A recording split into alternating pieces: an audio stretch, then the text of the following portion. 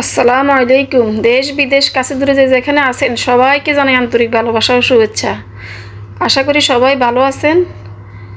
আমিও আল্লাহর রহমতে ভালো আছি।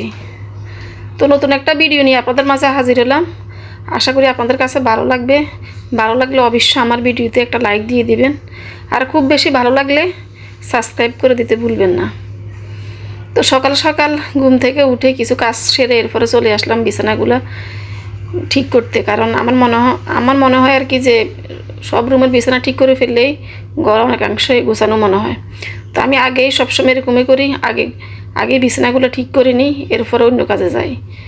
তো এটাই করলাম বরাবর মতো। প্রথমে আমার মেয়ে চলে গেছে কোচিংয়ে। প্রথম ওর মেয়ের রুমে আসলাম, এসে ওর মশারি উঠাই নিলাম, তারপরে এর বিছনাগুলো উঠাইলাম, সুন্দর করে টান টান করলাম। মানে এটা যতক্ষণ পর্যন্ত না করি ততক্ষণ পর্যন্ত আমার কাছে শান্তিই লাগে না।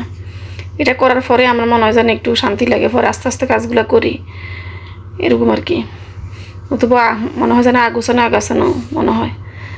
তো পরে চলে আসলাম আমার রুমে। এরপরে আমার রুমও মশারি উঠিয়ে বিছানা ঠিক করে নিতেছি, এই যে দেখতে পারতেছেন। তো আসলে এই কাজগুলো সবসময় করি, কিন্তু মাঝে মাঝে আপনাদের সাথে শেয়ার করি, যেহেতু লাইফস্টাইল ব্লগ করি সেই জন্যে শেয়ার করা আর কি।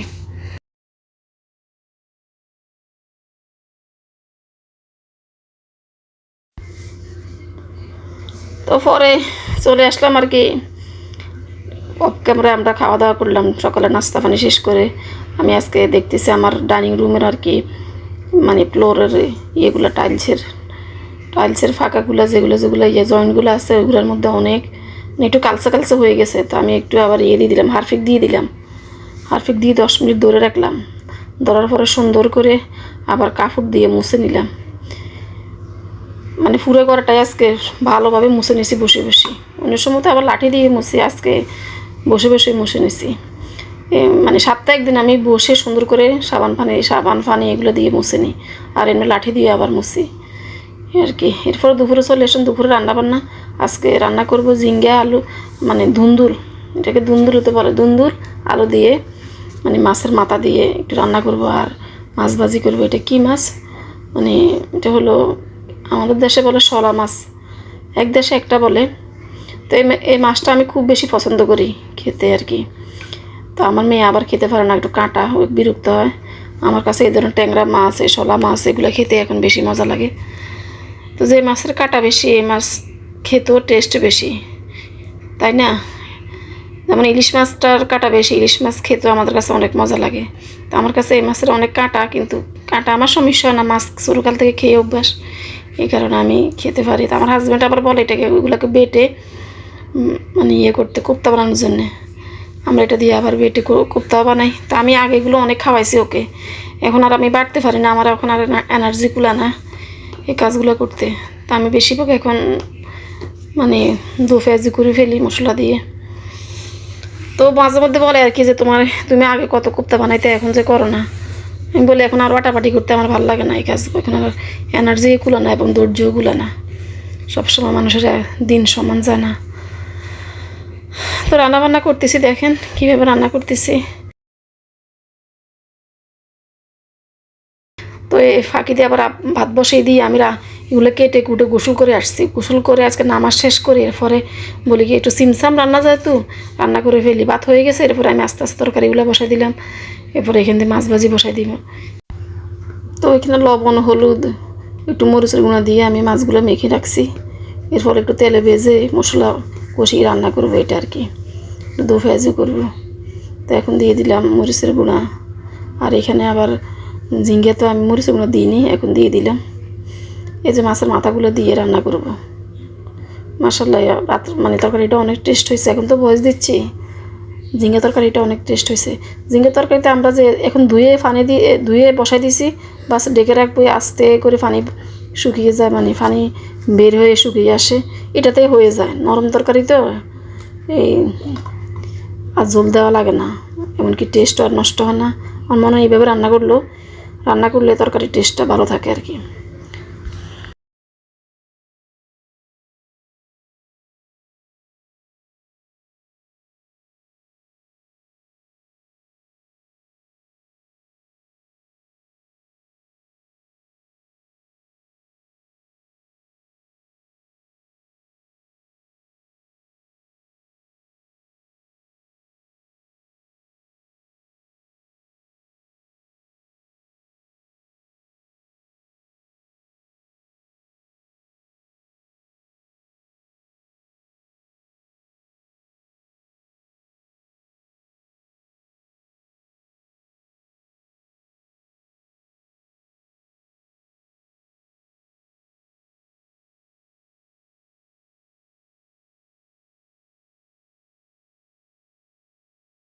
তো রাতের ভিডিও, রাতে হাজব্যান্ড আবার অনেকগুলা মানে আম নিয়ে আসছে দেখেন এখানে, মানে 20 কেজি বোধহয় 20 কেজি আম নিয়ে আসছে।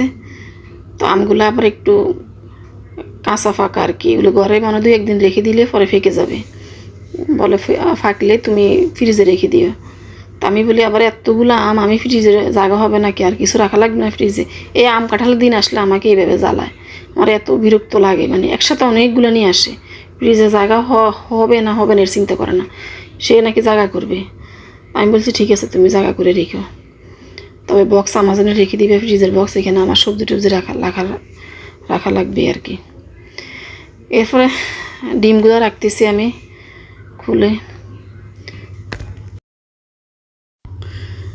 তো এটা হলো পরের দিন আমি আবার ছোটো মেয়েকে নিয়ে চলে গেলাম মার্কেটে, কারণ আমার বড় মেয়ে তো ইউকুয়েতে থাকে আপনারা জানেন।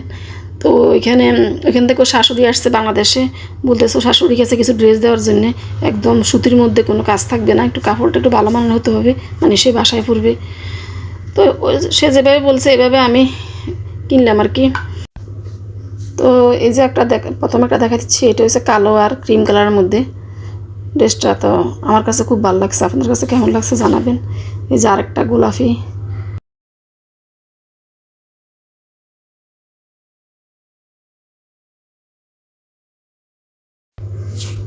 এটাও আমার কাছে ভালো লাগছে, মানে আমার কাছে যেগুলো ভালো লাগছে এগুলোই আমি নিয়ে আসছি আর কি দেখে দেখে।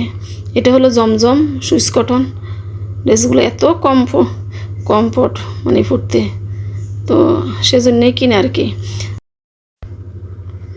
আর এটা হলো একটা নীল কালার ডার্ক ব্লু আর কি, তো ব্লকের মধ্যে, এটা আমার কাছে ভালো লাগছে।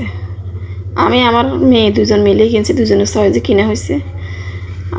আমার বড় মেয়ে বলে আপনি যেভাবে পছন্দ করেন এভাবে নিয়ে আসেন, সমস্যা নাই। তো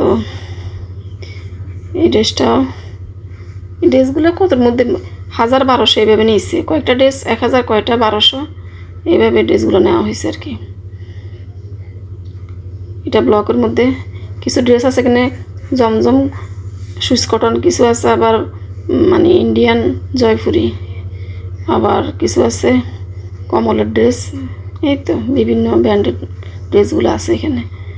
এই যে এটা আরেকটা ড্রেস, মানে আমি 10টা ড্রেস আনছি, 10টা ড্রেস 10 কালারের মধ্যে আনতে চেষ্টা করছি, আসলে কালারগুলো ওইভাবে আসছে। তো এটা আরেকটা ড্রেস, এর মধ্যে কয়েকটা কালার আছে দেখেন ড্রেসটা। এটা হলো সালোয়ার একদম রানী গোলাপি কালার, আর জামার কাপড়টা দেখেন কয়েকটা কালারের কম্বিনেশনে, ওড়নাটাও ভিতরে আছে অনেক সুন্দর, এই যে ওড়নার পাইপিং।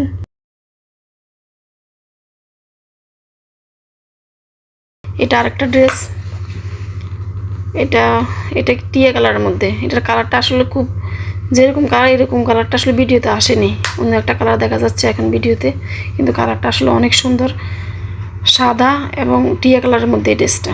এই যে কালারটা মনে হয় একটু কেমন জানি ক্যাট আসছে। তো এই যে এটা আরেকটা ড্রেস, তো এরকম আর কি 10টা ড্রেস নিছি।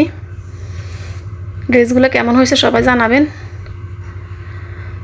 আর আপনাদের সবাইকে আবার বলতেছি আর একটা কথা, আমার ভিডিওটা এখন যারা কন্টিনিউ করতেছেন প্লিজ একটা লাইক দিয়ে দেন, আপনাদের একটা লাইকে আমাকে অনেক দূর নিয়ে যাবে। এটার ওড়না দেখেন, ওড়নাটা আমার কাছে অনেক ভালো লাগছে, এমনকি মানে অনেক বড় ওড়না, জামার ফ্রিজও অনেক বড়, এই জন্যই কিনে আর কি, যাতে বড় করে সে বানাইতে পারে। এটা আরেকটা ড্রেস, এটা খয়েরি সাদার মধ্যে, একদম ডার্ক খয়েরি, যেটা এটা কিন্তু এখানে বোঝা যাচ্ছে না, এখানে মনে হয় এরকম খয়েরিটা আসেনি, একদম ডার্ক একটা খয়েরি আছে না, ওই কালারের মধ্যে সাদা কমিউনিকেশন। এই যে দুপাট্টাটা এরকম, পুরো খুলে দেখাতে পারছি না আর কি, যেহেতু অনেকগুলো ড্রেস অনেক সময় লাগবে সেই জন্যে। আর এটা আরেকটা, এটা হচ্ছে জমজম সুইস কটন, এটা আমার কাছে অনেক বেশি ভালো লাগছে, এটা দুপাট্টাটা বিশেষ করে এত সফট, এই যেটা দোপাট্টা, যেটা আমি ধরতেছি এখন, এই খুলতেছি একটু, পুরো আর খুললাম না। তো এটার আবার সালোয়ারের কাপড়টা দেখেন, একদম গাঢ় জাম কালার। দেখেন জামার কালারটা বেগুনি, আর কয়েকটা কালারের কমিউনিকেশন এটা তৈরি, এটা ডিজাইন। তো এটা আমার কাছে অনেক বেশি ভালো লাগছে। তো আরও 2-3টা ড্রেস ছিল, এগুলোর ক্লিপ নেওয়া হয়নি। তো ভিডিওটা আজকে এই পর্যন্তই। সবাই ভালো থাকেন, সুস্থ থাকেন। আল্লাহ হাফেজ, আসসালামু আলাইকুম।